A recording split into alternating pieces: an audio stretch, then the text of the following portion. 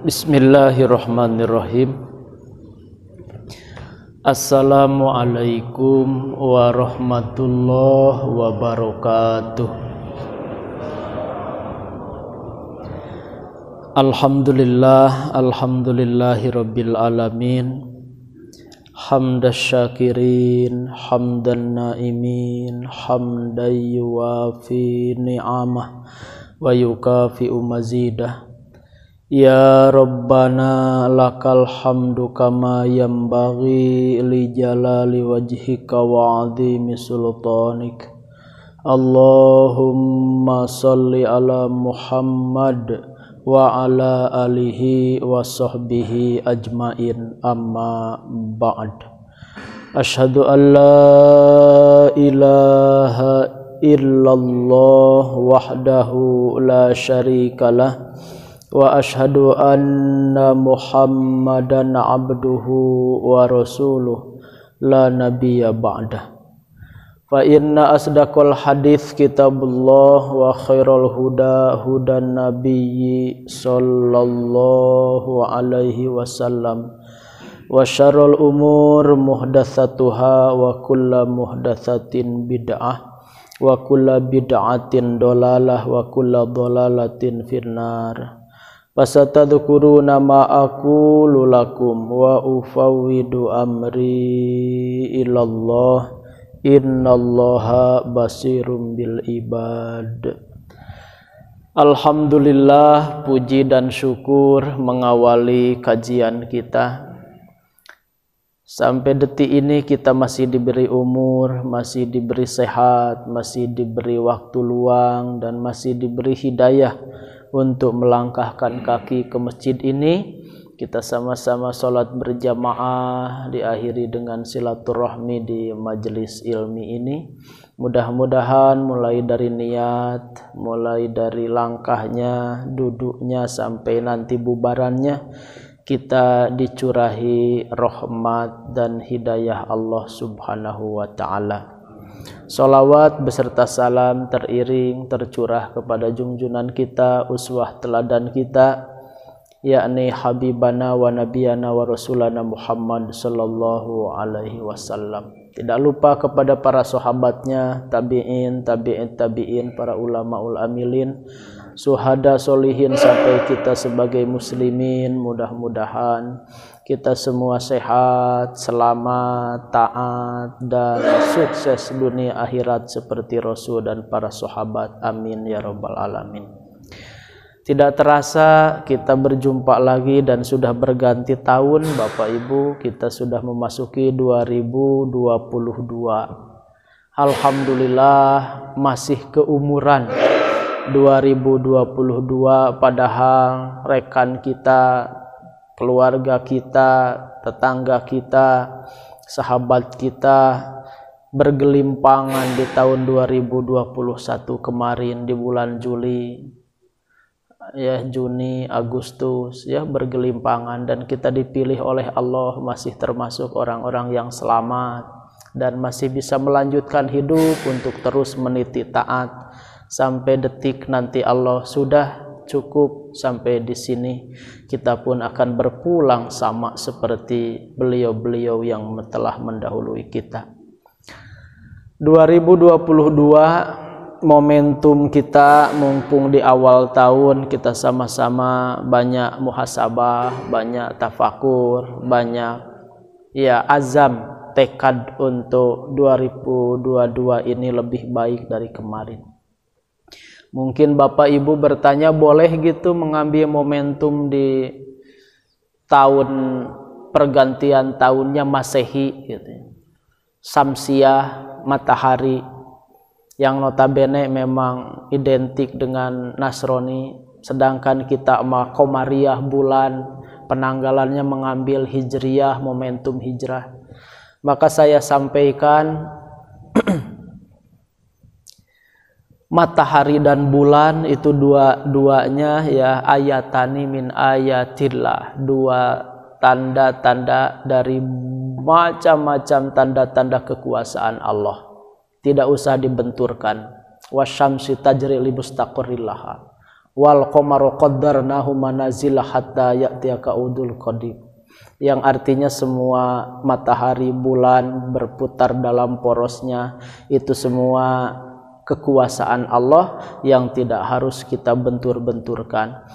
Kalau ada yang nanya apakah umat Islam hanya menggunakan Qamariyah bulan saja, tidak juga. Kenapa? Karena pergantian waktu ke waktu dalam artian jam, sholat 5 waktu itu kira-kira menggunakan bulan, menggunakan matahari, Bapak. Duhur ke asar menggunakan matahari, asar ke maghrib menggunakan matahari. Jadi kadangkala wah eta mah samsiah mah orang lain gitu ya, kita mah Qamariyah bulan, salah. Malah kita memakai samsiah daripada Qamariyah, lebih banyak pakai samsiah. Kenapa? Karena dari waktu ke waktu, sholat 5 waktu itu pakai matahari, bukan pakai bulan. Bulan itu kita hanya mengambil momentum nanti untuk penanggalan Idul Fitri, penanggalan 1 Ramadan gitu ya, akhir Sa'ban, Zulhijjah, Idul Adha. Kalau Idul Adha kan ngambilnya dari awal ya, yaitu dari penanggalan Zulhijjah gitu. Nah, artinya kadangkala kita lebih intens samsiah matahari. Jadi tidak harus dibenturkan, perputaran keduanya harus jadi momentum kita untuk muhasabah, tafakur gitu ya. Dan resolusi. Karena kan di ayat Al-Qur'an surah Al-Hasr ayat 18, ya ayyuhalladzina amanuttaqullaha wal tanzur nafsum ma qaddamat lighad gitu, wattaqullah innallaha khabirum bima ta'malun, yang artinya wahai orang-orang beriman, bertakwalah kepada Allah dan hendaklah setiap kalian ya melihat amalan yang sudah lalu untuk hari esok ya, lighad untuk hari esok. Artinya memang kita dituntut untuk beresolusi. Yang keduanya, resolusi tidak cukup, harus ada aksi, harus ada amalan gitu ya. Amalan wa qul amalu fasayarallahu amalakum wa rasuluhu wal mu'minun, beramalah karena Allah, Rasulnya dan orang-orang mukmin akan melihat hasil pekerjaanmu, perjuanganmu, amalmu. Baru yang ketiga tadi resolusi 1, yang kedua aksi, yang ketiganya evaluasi. Surah Yusuf ayat 10, kita itu disuruh untuk ya hasiba, muhasabah, untuk berevaluasi. Jadi kalau 3 ini selalu kita lakukan, insya Allah nggak akan tersesat, dan setiap waktu itu akan lebih baik daripada hari kemarin. Karena orang mukmin adalah orang yang hari ini lebih baik dari hari kemarin. Karena kalau hari ini sama dengan hari kemarin, kita rugi. Apalagi kalau hari ini lebih jelek dari hari kemarin, maka kita mal'unun, ya celaka dan terlaknat, nauzubillah.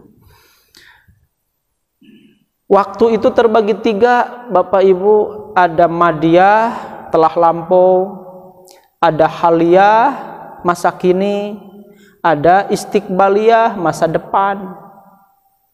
Orang yang syukur nikmat, masa lalu sebagai cerminan, masa kini sebagai tindakan amal, masa depan sebagai harapan, doa dan harapan. Itu orang yang syukur nikmat. Masa lalu cerminan, masa sekarang adalah tindakan, masa depan adalah doa harapan. Kalau orang yang kufur nikmat menyikapi 3 waktu ini, masa lalu kesedihan, masa kini kesetresan, masa depan kecemasan. Kita mau milih yang mana? Pilih yang nomor 1. Masa lalu cerminan, masa kini tindakan, amal tindakan, masa depan adalah doa dan harapan. Supaya tidak kufur nikmat, sama solusinya hanya 3. Kan tadi kesedihan ya, terus kesetresan dan kecemasan. Solusinya ada 3. Mana yang 3? 1 ridho, 2 sabar, ketiganya tawakal. Ridho menerima yang sudah terjadi. Aduh, suami saya meninggal kemarin gitu ya ketika Covid. Ya ridho karena sudah terjadi. Nggak akan balik lagi, nggak ridho juga gitu ya. Aduh, usaha kemarin 2020 2021 bangkrut oleh Covid. Ridho, sudah terjadi. Nah, nggak akan sedih. Yang keduanya sabar. Apa itu sabar? Sabar menerima yang sedang terjadi. Lagi sakit gigi, aduh, Allah, sabar. Kenapa? Karena ya menyikapi yang sedang terjadi. Itu sabar. Ada yang ketiga, tawakal. Tawakal itu siap menerima yang akan terjadi. Ibu badai ka mana? Badai ka dokter, badai nyanak hasil diagnosa gitu. Aya naon kita gitu Bu? Nauzubillah ya. Ini mah hanya contoh. Ada benjolan. Mudah-mudahan hanya daging jadi aja, tumor, bukan kanker, karena kanker kan stadium dari tumor ya. Tapi ibu mah menit tenang gitu, henteu gelisah, menit teu aya kasieun, padahal ieu teh yang menentukan sekarang itu hasilnya. Ibu teh sambil tersenyum. Ibu mah tawakal we ka Allah, sadaya-daya tawakal we ka Allah dan nu gaduhna Allah gitu. Abdi mah teu ngagaduh-gaduh diri. Ngan ukur dipercanten hirup, ngan dipercanten ngisi cangkang wadag diri. Nu kagungan mah Allah, maka ibu mah tos tawakal apapun yang Allah takdirkan gitu ya akan diterima, walaupun ada doa dan ikhtiar semaksimal mungkin. Adapun hasil akhir mah tawakal ke Allah. Nah, orang yang tawakal itu tenang hidupnya, itu kalem, jernih, teduh, bijak gitu. Itu orang yang tawakal. Maka menyikapi waktu tiga itu ridho, sabar, dan tawakal. Adapun secara keseluruhan memang hidup itu siklusnya hanya senang, hanya gembira dan duka, maka sabar dan syukur itu senjatanya. Hanya dua aja. Sehat, syukur, sakit, sabar. Untung, syukur, rugi, sabar. Dipuji, syukur, dicaci maki, sabar gitu ya. Pokoknya syukur dan sabar aja, maka insya Allah apapun yang menimpa kita kalem dia mah udah selesai dengan hidup. Masya Allah. Nah itu syukur dan sabar. Hayo 2022 kita targetkan Bapak Ibu jadi manusia yang lebih kalem, lebih tenang, lebih bijak, dan ya ridho yang sudah terjadi, sabar menjalani yang sedang terjadi, dan tawakal, siap menjalani apapun yang akan terjadi dengan penuh tadi sabar dan syukur insya Allah. Saya tadi malam juga merenung Bu ya. Jadi tadi malam tuh diminta ngisi ceramah tentang resolusi 2022 gitu. Jadi mutolaah dulu tuh nyiapin materi, ternyata ya Allah baru sadar Bu gitu ya, ke umur 2022 itu sekarang usia 40 pas Pak gitu, usia 40 tahun.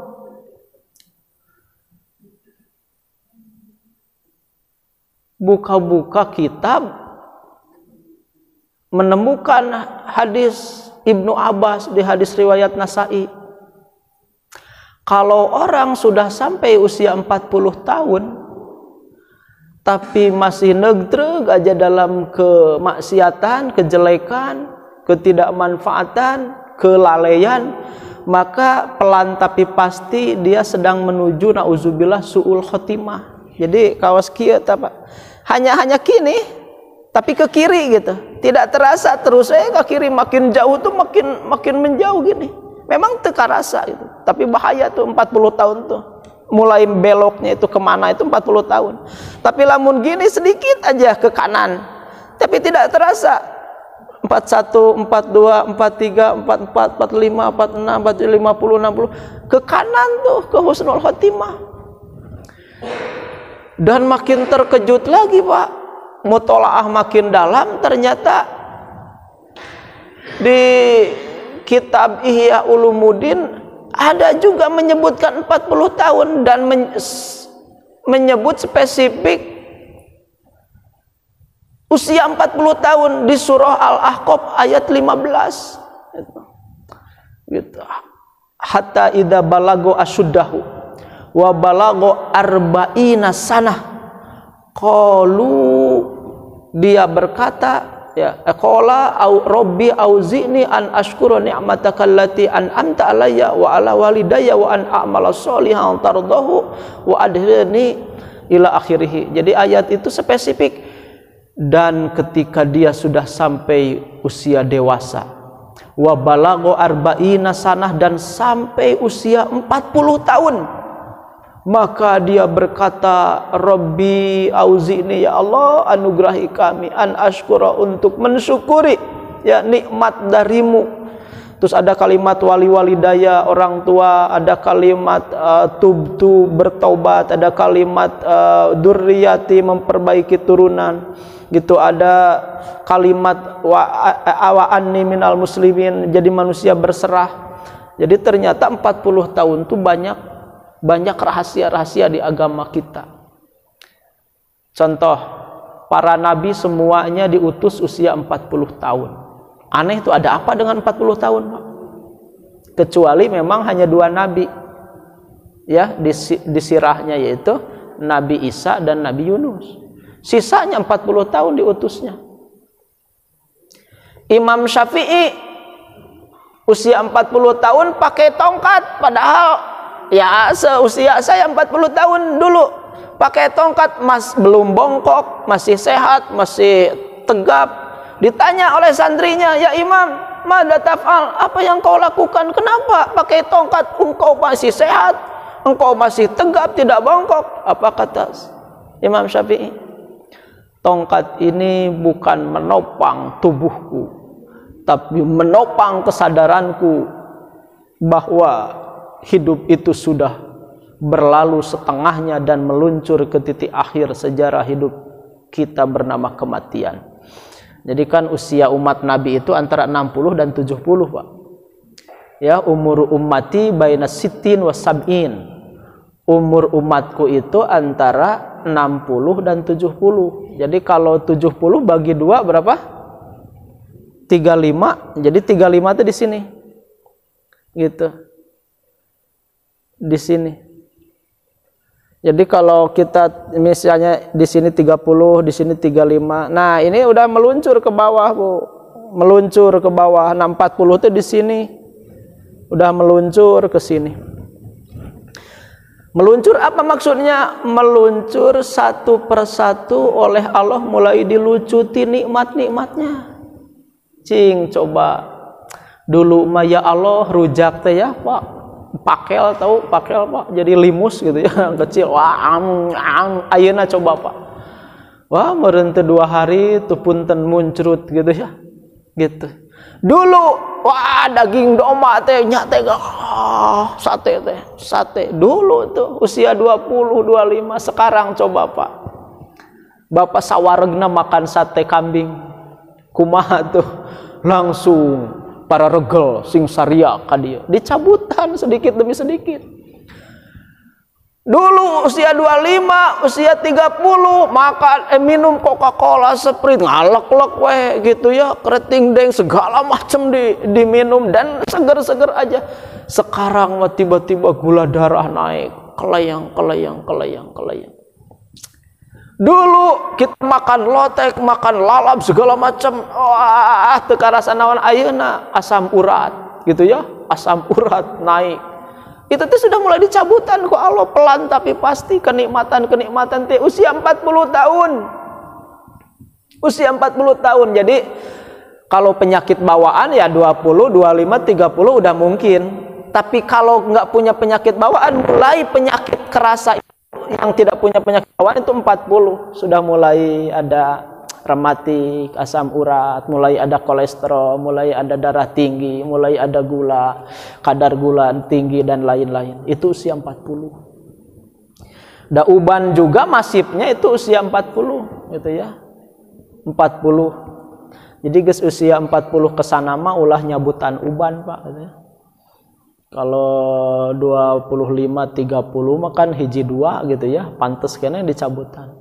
Tapi geus 50 gitu ya, 40 kaditu mah ulah dicabutan bisi botak ya. Kenapa? Karena yang putihnya yang hitamnya hampir seimbang gitu ya. Jadi entong dicabutan. Kata Nabi, la tantibu as-saiba fa innahu nurun yaumal qiyamah. Jangan cabuti ubanmu karena nanti kelak akan jadi cahaya di hari kiamat. Jadi bapak beruntunglah yang banyak uban ya, tong dicabutan. Naon sababna? Nanti kalau di surga itu buricak burinong si rambutna teh. Pak, ih bapak keren banget rambutnya, buricak burinong. Apa itu ininya? Kiatnya dulu banyak uban. Tapi kata Pak Ustadz Aep, Pak Ajangan Aep, tong dicabutan cenah bakal jadi cahaya di hari kiamat. Nyawe alhamdulillah ayeuna teh buricak burinong sabab dulu teh dicabutan ya uban. Dan tidak boleh ditutupi oleh pikok warna hitam. Supaya itu adalah surat dari Allah, hakikatnya bahwa kita teges kolot gitu ya. Udah jangan ditutupi, maka haram make pikok warna hitam. Supaya apa? Supaya kita tidak berkamuflase bahwa geus kolot hayang diaku ngorakene. Cek orang Betawi mah tua-tua keladi, makin tua makin jadi. Nah gara-gara si huisna ditutupan ku pikok warna hitam gitu. Matak biarkan sajalah ya, huis ya, uban teh biarkan saja supaya kita sadar. Imam Syafi'i menghajakeun pakai tongkat untuk menyadarkan diri geus kolot, maneh teh geus kolot, maneh teh geus kolot, geus bau taneuh gitu ya. Kalau usia 60 itu adalah maghrib, berarti usia 40 tahun teh geus asar ya, geus asar. Usia 50 teh geus jam 5 sore. Usia 60 teh geus sareupna tinggal ngadaguan ngong adan, geus usum nulakan janela, nulakan panto, masukin motor, masukin sendal, sepatu, dutulak gitu ya. Begitu usia 60 ke sana tuh. Dan kalau Bapak sudah lewat usia 70 tahun, ada kan di sini yang lewat 70 tahun ya, itu bonus dari Allah, udah bonus. Kita itu udah makan bonus gitu ya. Makan diskon, makan apa gitu ya. Itu kalau sudah lewat 63 sampai 70 tahun ke atas. Jadi mudah-mudahan jadi ajang tafakur. Dan saya lebih takjub lagi Pak tentang umur 40 tahun. Begini, ada burung Raja Wali yang ternyata itu burung umurnya paling panjang. Sama seperti manusia. Berapa umurnya? 70 tahun. Pak, kalau panjang usianya. Tapi sebenarnya usia rata-rata umumnya 40 tahun. Yang membuat saya menggelitik, ternyata usia 40 tahun itu diberi pilihan hidup. Dia diberi pilihan mau melanjutkan hidup sampai 70 tahun atau mau mengakhiri hidup, yaitu usia 40 tahun. Kenapa? Karena ternyata usia 40 tahun teh paruhnya Pak, ini pamatukna paruhnya itu sudah bengkok, sudah gini, sudah bengkok. Jadi kalau dia untuk yang mematuk itu udah nggak bisa, udah bengkok 40 tahun tuh. Satu itu. Yang kedua, sudah nggak bisa mengepak. Kenapa? Udah tebal si bulu ininya, bulu sayapnya itu. Jadi hanya gini, tidak jauh gitu. Kalau yang ini lagi celok terbang sebentar gitu. Karena ini udah kaku, udah nggak bisa gitu. Yang ketiganya si cakarnya udah penuh kutil. Ya kokoloteun mun jelema ya suka ada di sini Pak, naon tah gitu ya, sok aya geuning. Kulit arya gitu ya, jararadi kulit tapi gitu ya, bukan daging. Nah ini udah kayak gitu, di sininya tuh udah banyak kutilnya dan udah nggak bisa mencengkram untuk memangsa, nggak bisa gitu ya. Nah itu usia 40 tahun. Kebanyakan dari mereka yang membiarkan diri aja kelaparan, sudah nggak bisa lagi makan, udah nggak bisa lagi memangsa, akhirnya mati aja. Tapi ada Pak yang memilih untuk panjang umur. Apa tuh? Saya senang Pak Discovery Channel tuh yang suka nyorot hewan-hewan tuh ya. Ternyata ada yang memilih untuk panjang umur. Dia akan mencari, walaupun terbangnya pendek-pendek gitu, dia akan mencari daerah bebatuan. Di bebatuan itu ngapain? Mengerikan, sampai di filmnya itu melolong-lolong apa? Yang pertama dia paruhnya itu dipatuk-patukan ke batu. Jadi paruhnya yang sudah gini teh cepret melolong kesakitan, cepret melolong kesakitan. Wah, udah belasan puluhan kali benturan baru ya, dan udah berdarah-darah baru copot si paruhnya itu. Dan tinggal ya hanya di sini aja pondasinya ininya gitu ya, bakal paruh barunya. Dan berapa lama tuh Pak sampai tumbuh paruh baru itu? Sesudah dia melolong-lolong kesakitan tadi, ngebentur-benturkan ini 40 hari itu. 40 hari itu puasa, nggak makan. Dia 40 hari puasa gitu, dengan kelaparan gitu. Baru tumbuh lagi paruh 40 hari. Sudah mungkin makan sedikit-sedikit apa yang dia temui, masih ada tugasnya apa tuh? Dia mencabuti bulunya, bulu yang sayap itu dan ya semua bulu dicabuti ke melolong-lolong gini, sampai ke kerepekan cek Sunawa, cabut ke kerepekan gini, kesini cabut sampai habis bulunya. Dan apa yang terjadi? Selama 40 hari kepanasan, kedinginan di antara bebatuan. Kan kalau bebatuan siangnya panas, malamnya dingin.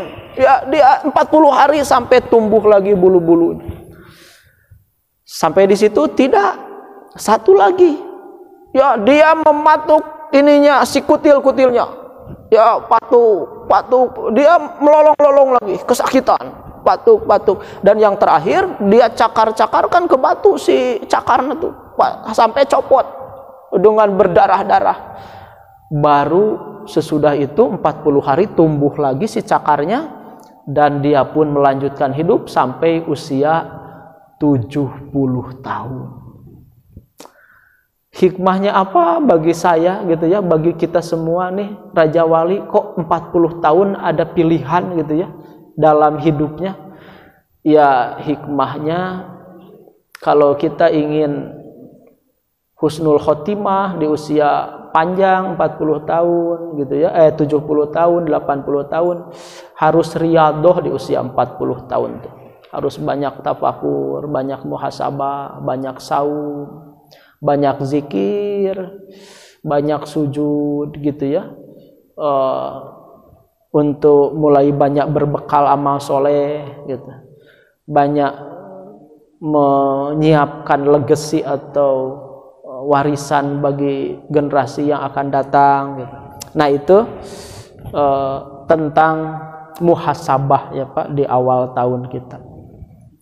Tapi sebenarnya materinya bukan itu Pak, itu mah hanya mukadimah ya Bu, ya untuk memberi semangat ya, resolusi 2022 itu harus lebih soleh gitu ya.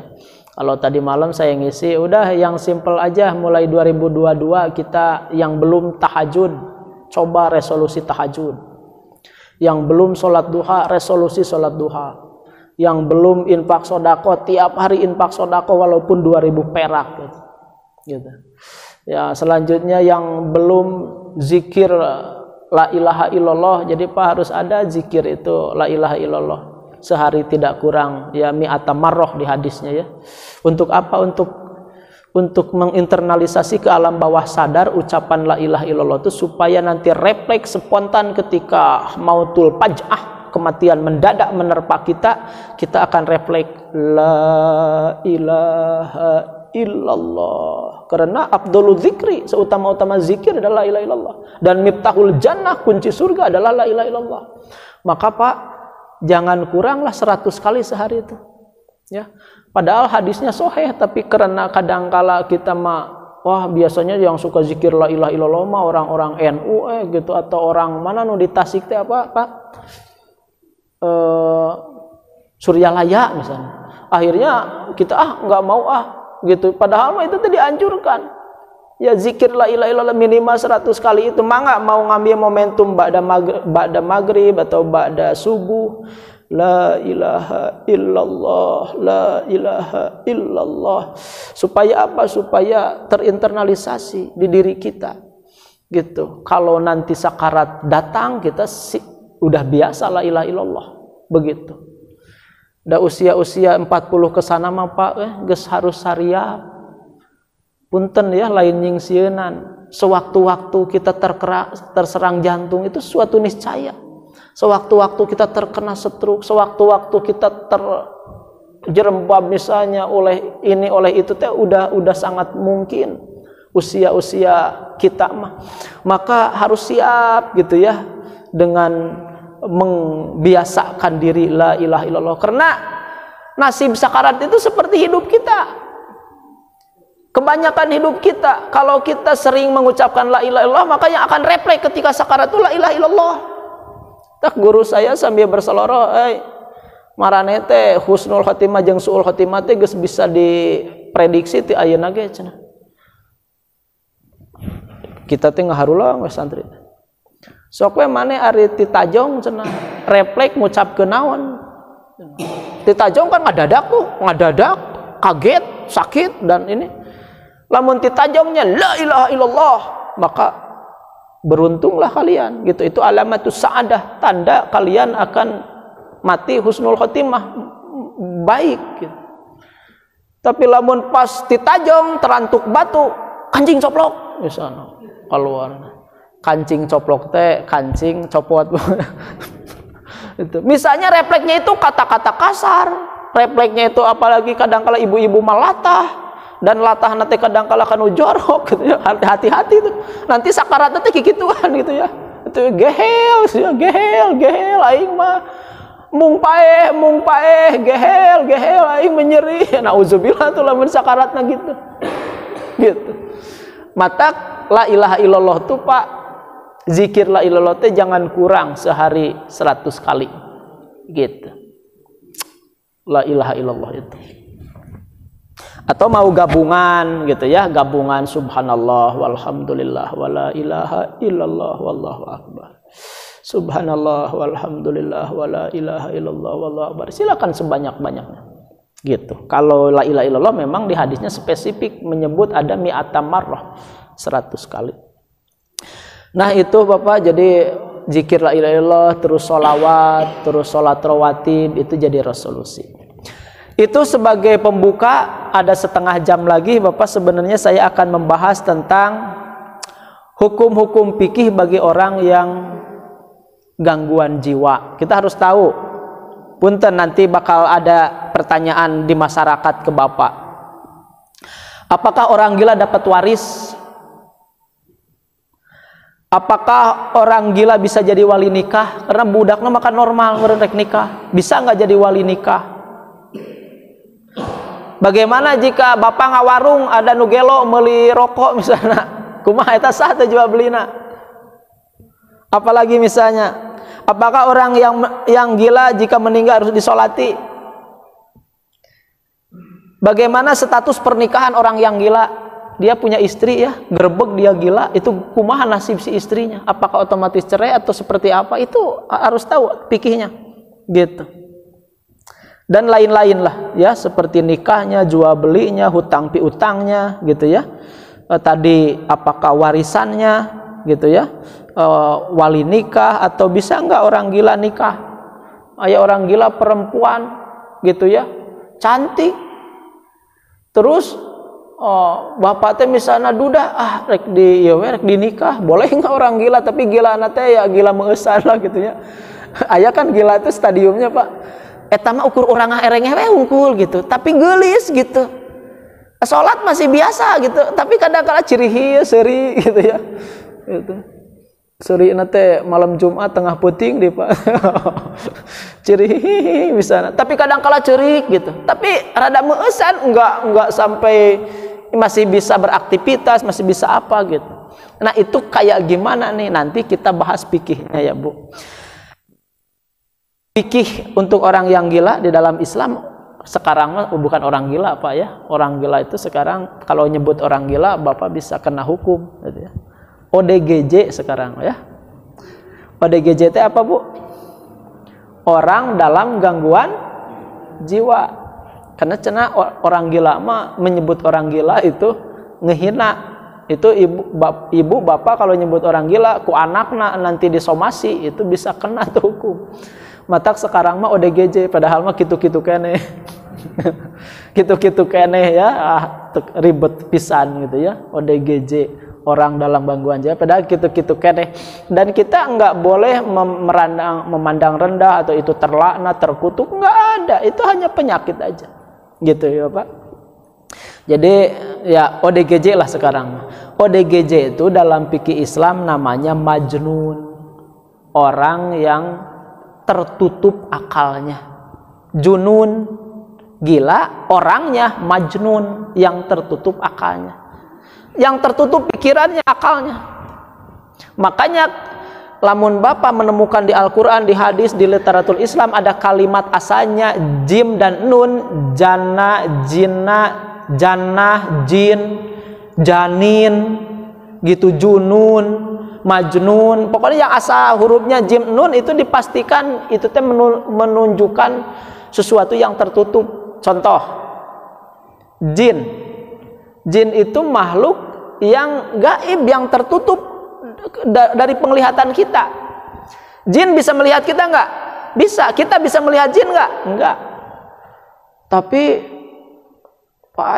Pak Ustadz, saya pernah lihat gitu ya, tanukan gitu, terus menyeramkan. Itu mah jin yang menyerupai bla bla bla, bisa menyerupai ular, bisa menyerupai apa-apa gitu.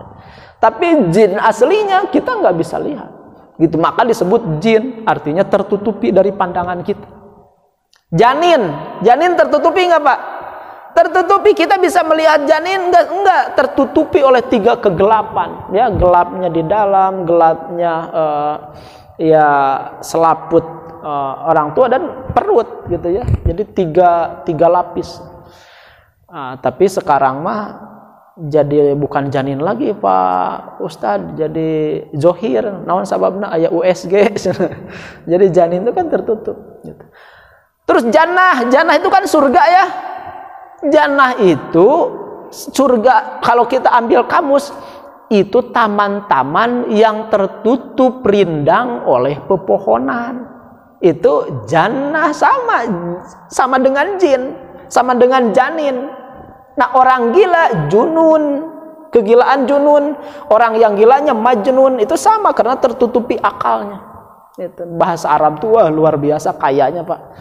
Urang mah asal usul nanya, misalnya gelo misalnya, nggak sesuai gelo gitu, ting mana itu kalimat gin lam gitu ya, nggak ada Arab, wah ada tuh kadia itu memang agama, bahasa yang disiapkan untuk Al-Quran ya. Nah itu jadi jin, janin, jannah gitu, junun gitu, itu kalimat-kalimat yang itu menunjukkan tertutupi. Nah jadi orang gila itu orang yang tertutupi akalnya gitu. Dan dia sudah dicabut daripada kewajiban apapun. Kewajiban sholat dicabut, nggak dosa, orang gila nggak sholat. Kewajiban saum dicabut, gitu. Segala macam kewajiban agama dicabut dari dia. Rufi al-qalam an salasin anis sobi, gitu, dari anak kecil. Wa anin naim, dari orang yang tidur. Wa anil majnun, dan dari orang yang gila. Anak kecil hatta yablugha, sehingga dia balik. Orang tidur hatta yastaiqadha, sehingga dia bangun. Dan orang gila hatta yafiqa, sehingga dia sadar, sehingga dia cager deui gitu. Sembuh lagi dari gilanya. Itu semua dicabut. Jadi orang tetangga aya nu gelo, mana salat heula sia? Enggak usah. Dan mereka mah udah bebas, enggak usah salat gitu. Mana teu puasa sia? Mana teh kan nu gelo. Enggak usah cerewet ke orang gila mah bebas gitu ya. Jadi sultan sebenarnya itu adalah orang gila. Sultan mah bebas, orang gila mah bebas gitu ya. Punten, jangankan enggak puasa, enggak sholat, punten, ngebunuh orang aja kasarnya nih, ngebunuh orang aja enggak bisa dihukum orang gila mah. Secara agama enggak bisa dihukum. Paling yang dihukumnya itu keluarganya. Loh kenapa? Udah tahu sok membawa bedog ngamuk diantep gitu ya. Nah itu keluarganya harusnya ya diamankan atau dibawa ke Cisarua, Pak. Sok ngalewat Pak ke Cisarua kadinya gitu ya. gitu. Saya suka ngisi di masjidnya ya, di masjidnya. Tapi can pernah Pak nyogelona teh nu haladirna teh karyawana we gitu sugan teh pas pertama diondang teh Allah we kumaha materina ya kanu garelo ternyata nu hadirna mah dokter gitu ya, perawat dan lain-lain gitu. Nah itu Pak, menurut Islam apa penyebab orang gila gitu? Penyebab orang gila dalam Islam setidaknya ada 4 hal. Yang pertama karena gangguan otak. Ya, secara fikih Islam itu gangguan otak. Jadi ngagiclek gitu ya, otakna lah gitu. Ya mun urang mah aya konslet lah gitu ya, bahasa elektronik nama. Jadi aya konslet. Yang nomor kedua dari psikis, depresi.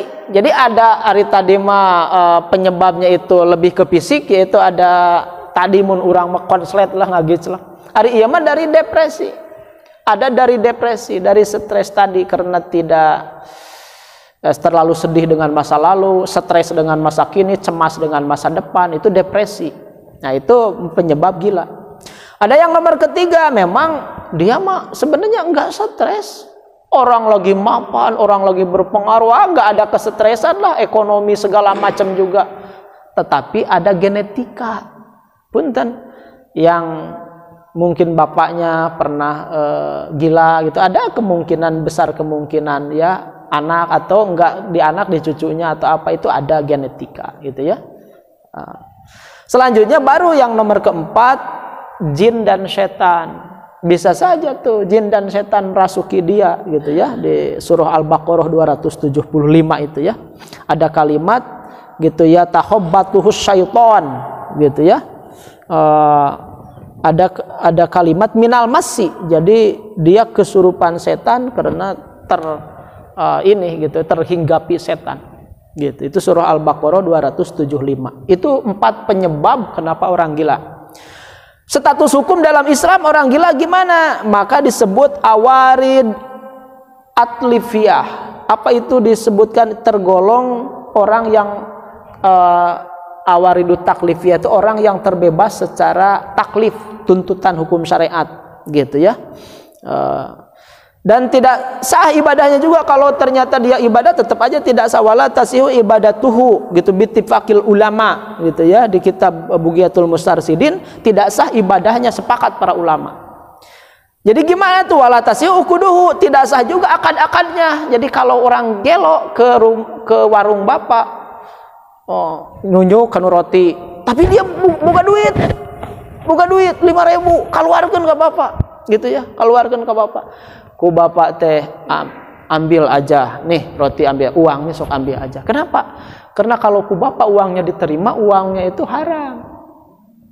Kenapa? Karena secara fikih jual belinya nggak sah gitu. Ini bicara fikih ya, bicara fikih jual belinya nggak apa, kasih aja lah, kasih aja. Orang gila mah gitu ya. Secara fikih ijab kobonya ya tidak sah gitu ya. Wala tasihu ukuduhu, tidak sah akad-akadnya, akad nikah, akad jual beli, akad hutang piutang nggak sah gitu. Orang gila. Jadi lamun ka warung ibu aya orang gelo gitu ya, hayang roti pasihan ibu lah, infak gitu ya, daripada memang dia ngasongkeun duit gitu, karena tadi meureunan gelona saheab gitu kan, aya nu gelo saheab ukur orang yang unggul, ya udahlah gitu. Kecuali kadangkala sadar kadangkala tidak, ada memang gitu ya.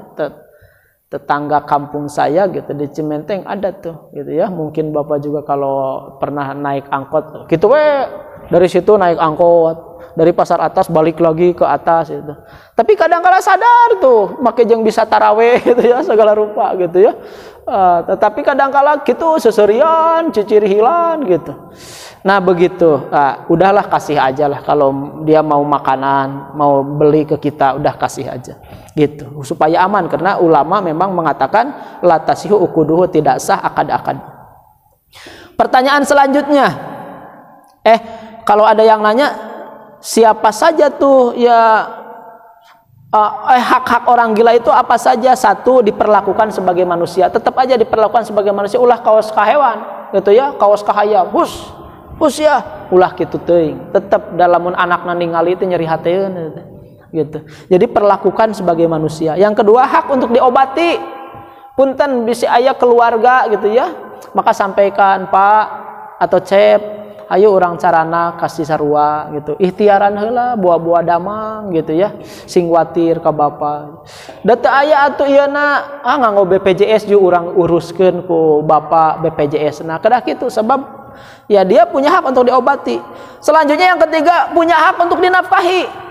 Orang gila siapa yang menafkahi? Ya kalau anak oleh orang tuanya, kalau orang tua oleh anaknya, kalau kakak oleh adiknya, kalau adik oleh kakaknya. Itu punya hak untuk dinafkahi. Dosa kalau tidak dinafkahi, ya tidak dikasih makan.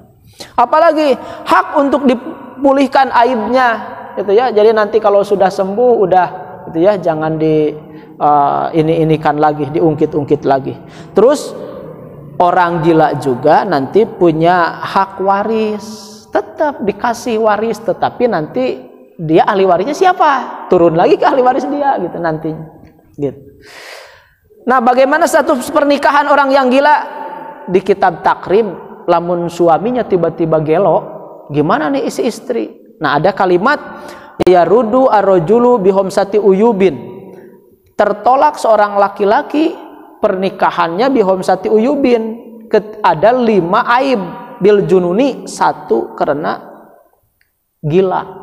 Salah satunya. Jadi lamun gelo gitu ya, si istri teh boleh menggugat cerai. Misalnya ada teu cager-cager geus 1,5 tahun, geus 2 tahun gelo we, sedangkan saya tidak harus melanjutkan hidup atuh gitu ya. Sekarang aja udah pinjem sana pinjem sini untuk makan pun. Boleh tuh mengajukan gugat cerai. Gitu ya. Gugat cerai dibolehkan, tidak dosa gitu ya. Kan perempuan minta cerai tanpa ada alasan syar'i itu dia tidak akan mencium bau surga, menciumnya aja nggak akan, apalagi masuk surga. Nah ini mah boleh kalau suaminya gila dan sudah ternyata di ikhtiaran berobat tidak sembuh-sembuh, ajukan aja gugatan cerai, nanti pengadilan menjatuhkan cerai. Kenapa pengadilan? Ya karena kan orang gila nggak bisa menceraikan gitu ya. Pengadilan nanti yang ketuk palu. Atau kalau ada talak, biasanya kan di pernikahan itu di buku nikah suka ada jika 6 bulan 3 bulan Pak, 6 bulan berturut-turut tidak bla bla bla bla bla gitu ya, biasanya tidak dinafkahi lahir maupun batin dan saya tidak ridho maka jatuh talak 1 misalnya bla bla bla gitu. Terlepas itu masih ikhtilaf ya. Departemen Agama dan Majelis Ulama membolehkan taklik talak. Kenapa? Karena ada pelajaran tertentu namanya hak talak itu kan di laki-laki. Tiba-tiba meninggalkan aja laki-laki teh. Teu datang-datang deui, teuing mau teuing hirup, seumur-umur dia nggak bisa nikah lagi perempuan. Padahal ditinggalkan teh usia 17 tahun.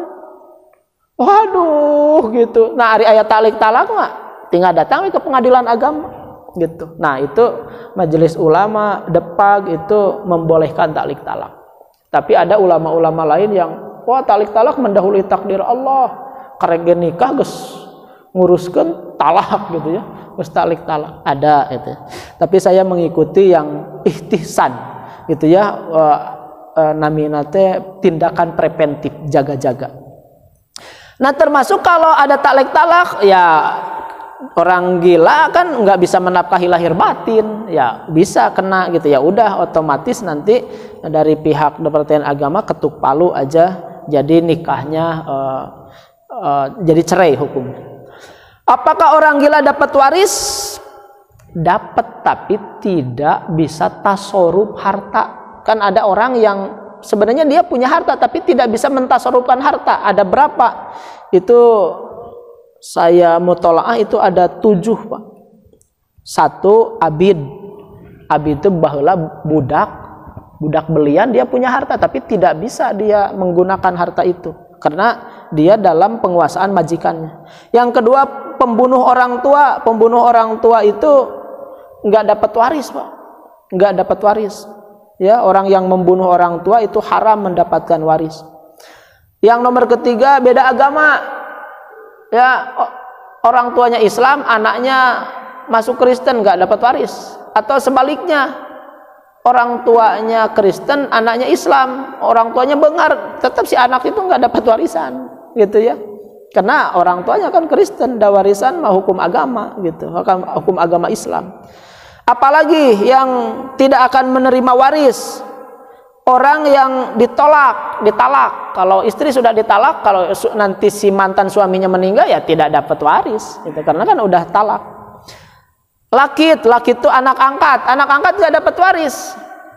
Kita ngangkat anak, tegaduh wae anak gitu ya, ngangkat wae anak.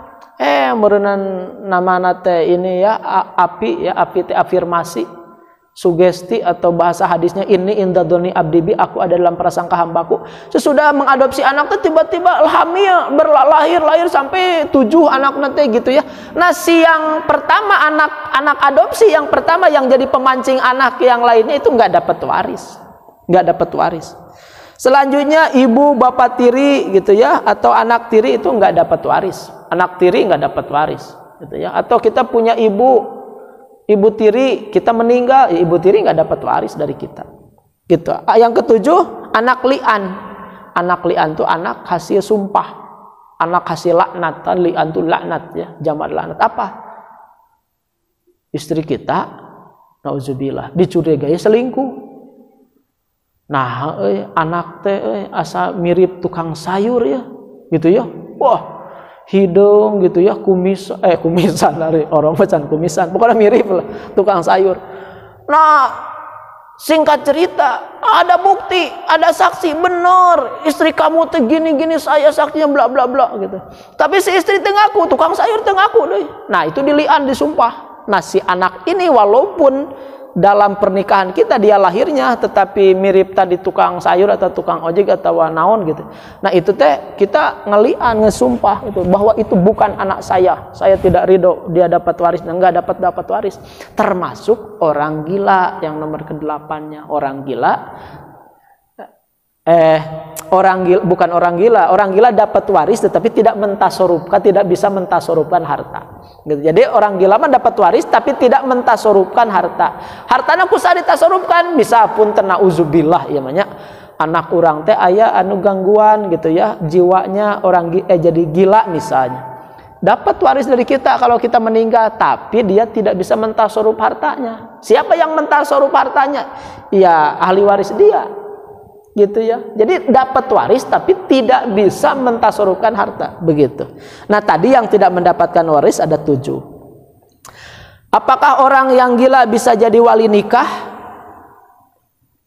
Budakna teh geulis, cantik, pinter, soleha, keluaran pesantren, terus kuliah kedokteran. Ari bapak nanti gelo, tetep budak teh saya pingin sama bapak gitu ya, karena bapak kadang kala sadar, kadang kala enggak gitu ya. Tetap aja neng udah sama wali hakim aja gitu ya, sama wali hakim. Kenapa henteu ku wali abdal, henteu ku wali pengganti turun ininya gitu, level-levelnya. Misalnya kan bisa ku kakak, bisa ku orang tua, bisa ku kakek atau ini. Kenapa nggak bisa? Karena orangnya masih ada. Si wali aslinya itu masih ada. Gitu.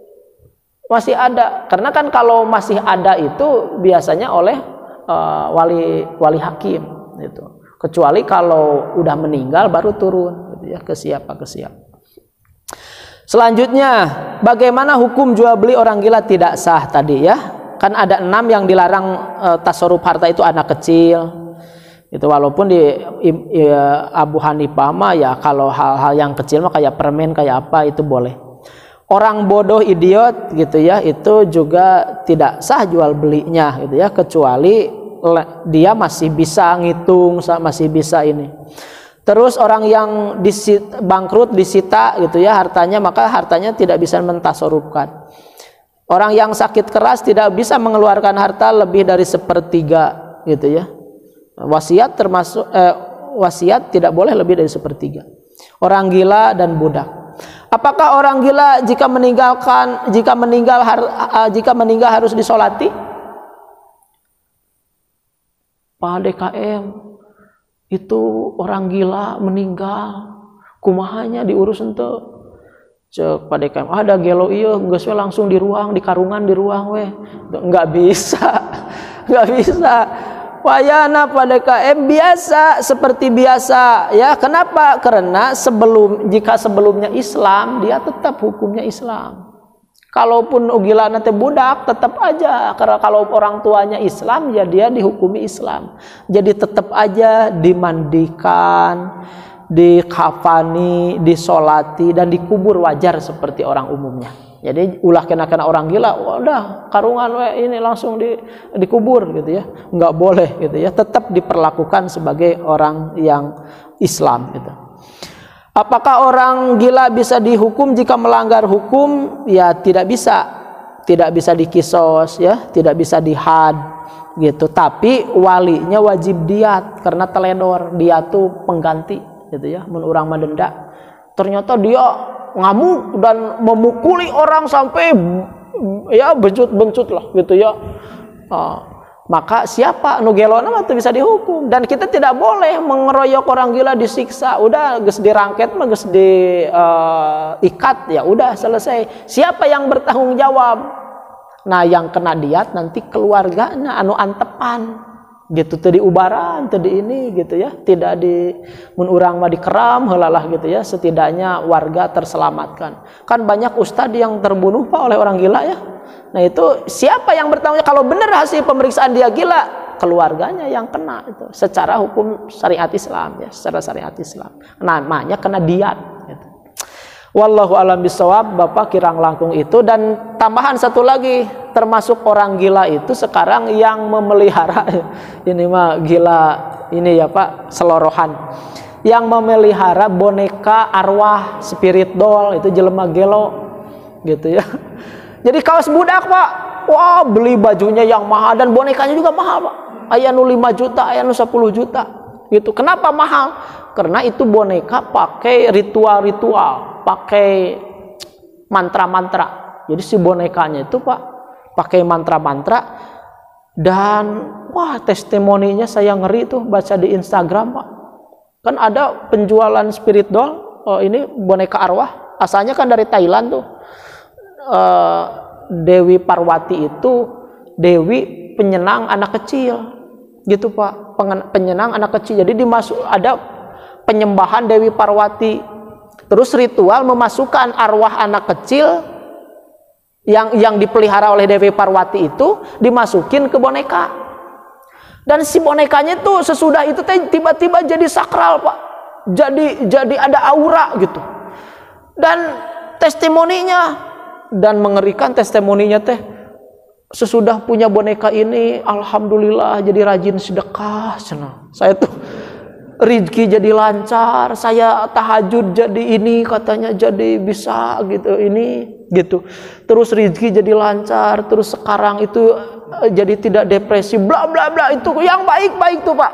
Ya secara ilmu psikologi sih sangat logis. Kenapa? Karena kan sugesti Pak. Sugesti, afirmasi, sugesti gitu. Gimana hukumnya? Sebenarnya boneka itu hukum asalnya boleh Pak. Ibu senang boneka, Pak Ustad abdi gaduh boneka, aya nu bantal boneka, guling boneka, untuk ganjel di kursi gitu ya, untuk bersandar boneka, di lemari-lemari boneka, dan lesep abdi mah gitu ya. Boneka boleh itu, tidak ada larangan. Rasul di hadis riwayat Abi Daud itu, mahada ya Aisyah, ini apa wahai Aisyah? Kata Aisyah, hada banati, ini boneka perempuan, bonekaan perempuan aku, kata Aisyah. Dan Nabi pun tidak melarang, tidak apa-apa. Itu pembolehan gitu. Itu sunnah, kan salah satu sunnah itu akwalun ucapan, afalun perbuatan, dan takrirun pembiaran, itu sunnah juga. Jadi Nabi menyetujui, tidak apa-apa. Jadi ibu boga boneka tidak masalah, gaduh boneka tenanawan.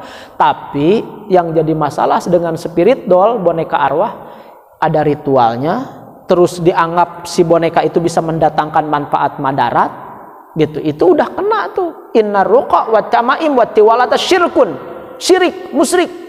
Sesungguhnya mantra-mantra kan ada ritualnya tuh. Terus watamaim, jimat itu benda yang dianggap keramat, yang dianggap ada aura, yang dianggap ada sakral, yang dianggap bisa mendatangkan manfaat, bisa menolak bala dan lain-lain. Itu di hadisnya syirkun, syirik, musyrik gitu. Nah kena tuh. Dan pas ibu belinya juga itu udah dosa besar. Kenapa? Karena penjualnya itu otomatis jadi dukunnya. Kenapa? Karena sebelum diserahkan itu kan dimasukin dulu arwah, Bu, Pak, di mantra-mantra dulu. Berarti kan kita datang ke dukun. Pas belinya juga belum apa-apa udah dosa. Man atta arrofan fasalu an syai'in lam yuqba sholatu arba'ina lailah. Siapa yang datang ke dukun dan membenarkan apa yang dukun katakan, menyetujui, meyakini, membenarkan, maka tidak akan diterima sholatnya 40 hari 40 malam. Satu kali enggak sholat 80 tahun di neraka. Dikali 5 dikali 40 hari. Wah, itu 80 tahun dikali 5 dikali 40 hari. Wah, itu ribuan tahun kita di neraka, nauzubillah. Gitu. Jadi ibu-ibu bisi gaduh murangkali, gaduh adik atau apa yang ikut-ikutan ya demam spirit doll, karena asalnya dari Thailand ke Korea ke Tokyo ke London ke Indonesia. Sekarang artis-artis melihara dan masyarakat awam juga ikut-ikutan itu ya, dan laku sekarang tadi ini di Lazada, di Shopee, di yang itu jualan online itu. Nauzubillahi min dalik. Itu mudah-mudahan kita terjaga. Itu saja Pak, aya 5 menit deui kata Bu Genep bilih aya pertarosan gitu. Mangga gitu. Pamit teu aya mah teu kedah dipaksakeun. Gitu. Teu aya mangga atuh kita akhiri dengan doa kifaratul majelis. Subhanaka Allahumma bihamdika asyhadu alla ilaha illa anta astaghfiruka wa atubu ilaik. Akhirul kalam. Assalamualaikum warahmatullahi wabarakatuh. Alhamdulillahirabbil alamin.